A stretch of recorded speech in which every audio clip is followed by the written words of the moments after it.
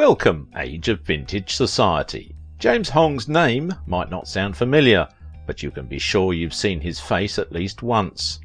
He has appeared in so many movies throughout his professional acting career you'd be surprised. Let's take a closer look at James Hong, the Asian American actor who conquered Hollywood. How did James Hong fight against the Yellowface tradition in Hollywood?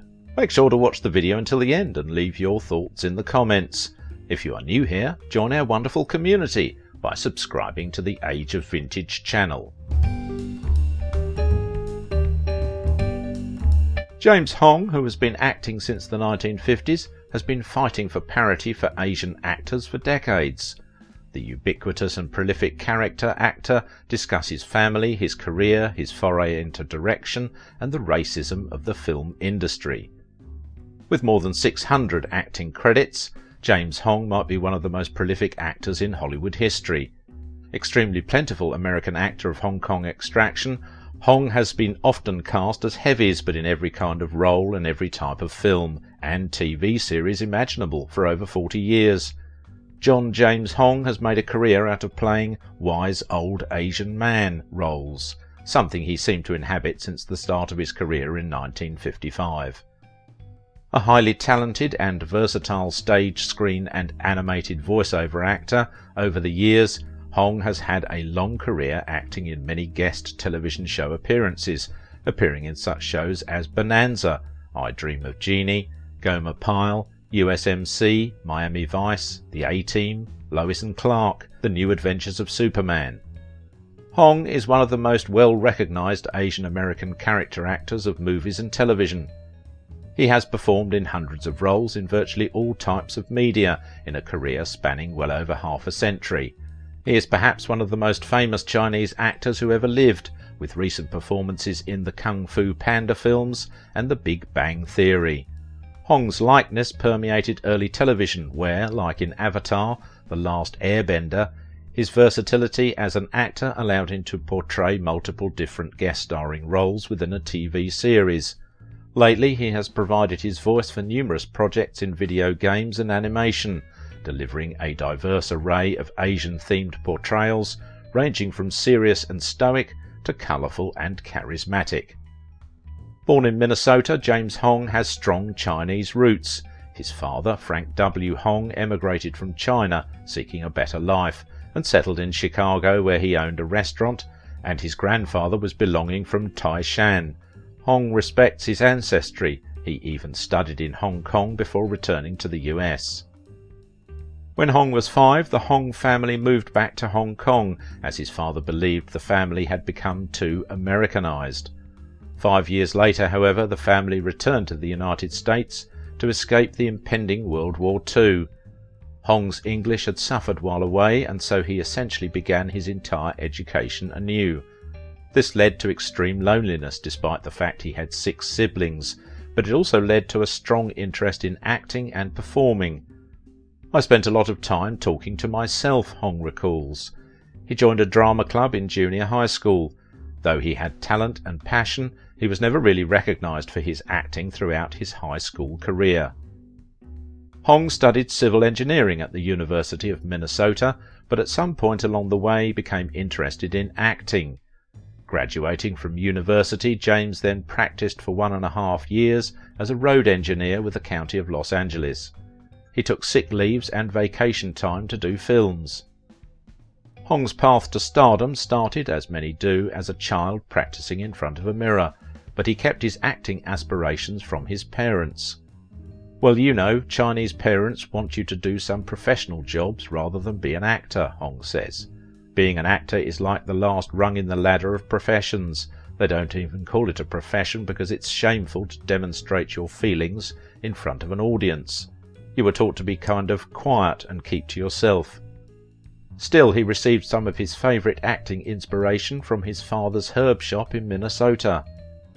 All the laundrymen from Minneapolis had nothing to do on weekends, so they would gather at my father's herb store, Hong recalls. I remember that because we'd have those little wooden stools and they all gathered there, and they hired these Chinese opera people from San Francisco to come and do their thing. I was only a little boy. You watched them with wide eyes. Wow, what a profession! He still retained his passion for acting and formed a comedy duo with his friend Don Parker called Hong and Parker. A member of the National Guard, Hong was sent to Alabama during the Korean War. His performing career was significantly propelled by self-organised performances for the troops. It saved my life in a sense. Because of my engineering background, I was a good organiser, and because of my performing background, I had the ability to entertain. It got me performing and producing. It was sort of my school. After the war, Hong moved west and finished his civil engineering degree. The close proximity to major film studios allowed him to appear on the sets of early game shows. His dream of a career in acting became a reality when he formed an arrangement with an agent whom he knew through the Chinese social club. Apparently the agent was convinced to represent Hong after seeing him perform a stunning impression of the host for the game show You Bet Your Life. That TV appearance landed him an agent, and with it the start of a career in Hollywood. But his movie career officially began in 1955 in a film called Soldier of Fortune. All of a sudden they wanted me to be in a movie. That movie was Soldier of Fortune, a 1955 film starring Clark Gable. It was just some kind of experience I never forgot, to act with Clark Gable. Then, right after, I got my union card and I started one after another. I had to quit civil engineering. Soon enough he was acting alongside the likes of John Wayne, William Holden and Jennifer Jones. Soon after he quit his job as a road engineer for Los Angeles County to pursue acting full-time. He's a perfect example of a character actor who done good. Somebody who's been able to rise through the ranks and become a leading man or woman. Many of our faves started out as bit players, but not all can reap the benefits of sexism, racism, nepotism, typecasting, what have you, to break through into stardom.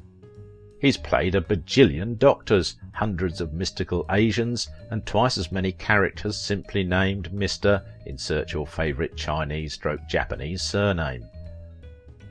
He committed harikari in Airplane, played 4 different characters on the original Hawaii Five-0, 9 different characters on Kung Fu, was both Chinese waiter and doctor on All in the Family, appeared on Dallas, Falcon Crest, Dynasty, and just about every other TV show that aired in the 1970s or 80s.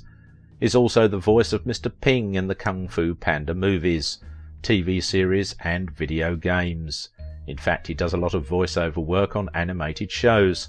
His talent contains multitudes. He was almost Mr. Sulu on Star Trek. George Takei and James Hong both auditioned on the same day for the role of Mr. Sulu on Star Trek, the original series. James Hong said that while he was waiting for his turn, George Takei came out of the audition. James asked him how it went, and George said it was just another low-budget science fiction TV series.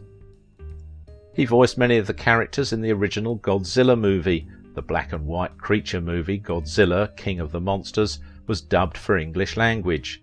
James Hong lent his voice to 8 different characters in the film. In several scenes he is even having a conversation with himself as he voiced multiple characters arguing with each other. Hong entertained the troops with the USO. If you've ever seen James Hong live, you know he's hilarious and quick-witted. He spent many years as a stand-up comedian and performed with the USO doing comedy, singing and dancing. James Hong can do impressions of famous Hollywood celebrities. 3 in particular that are spot on are Peter Lorre, the Maltese Falcon, James Cagney, White Heat, and Groucho Marx, Duck Soup. It also helped to launch James Hong's career. But despite almost immediate success in Hollywood, Hong found it difficult to land juicy parts. There were no opportunities for Asian Americans to portray non-cliché roles, he said. All the leading roles were given to white actors who pasted their eyes up and heightened these accents. Even on Charlie Chan, J. Carrol Naish was playing Chan. He's obviously not an Asian. The eyepieces were hurting his eyes. But Hong never considered hanging it up. What could you do? Stop working? You had to take the roles that were given to you and do the best you can. So even if I was playing a part that simply said Chinaman or villain, I would put my heart and soul into that being. Hong battled stereotypes along the way. He began his career during an era of flagrant yellowface in Hollywood, where white actors would routinely play Asian characters. Marlon Brando played an Okinawan local in The Tea House of the August Moon. Mickey Rooney played the buck-toothed Mr. Yunioshi in Breakfast at Tiffany's, and John Wayne played Mongol Emperor Genghis Khan in The Conqueror. Even in The New Adventures of Charlie Chan, a crime TV series in which Hong played a supporting role, Irish-American actor J. Carrol Naish played the lead as a Chinese-American detective. Any other movie that demanded an Asian lead most of the time was played by Caucasian actors with their eyes taped up and their little teeth. I ended up in the early career mostly playing laundrymen or persecuted Chinamen. It was tough, very tough, to get out of the mould. But Hong didn't let Hollywood's narrow lens limit his abilities. Asians were put into a movie or TV mainly as a gimmick. We were never thought of playing the main roles, the leading people. That's the way it was. I did the best as an actor to overcome the clichéness because I had to in order to keep working. I took those roles and then I used what my teachers had taught me and put the real feelings, even if it's a villain. I try to find what makes the person really that person.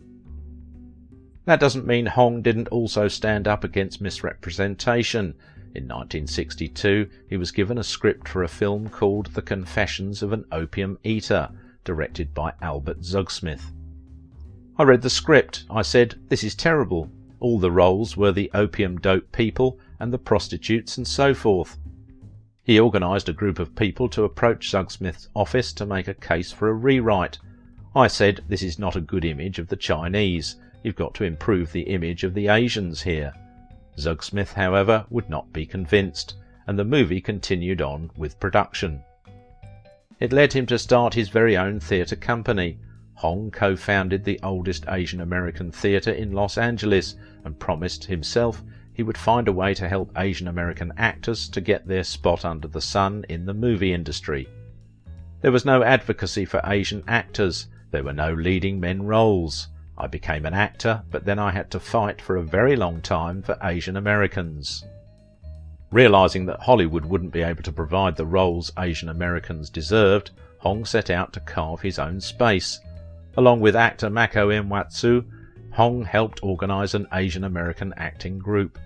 Their first production was Rashomon, a stage play based on 2 short stories written by Japanese author Ryosuke Akutagawa and adapted into a film by Akira Kurosawa. That acting group turned into the legendary theatre group EastWest Players. EastWest Players were formulated to showcase works by Asians, who wrote the play, who designed the stage, who act in the play. It was all done by Asian people, professional people. And Hong knows better than anyone the importance of having a space for Asian American creatives in Hollywood, where roles are still lacking.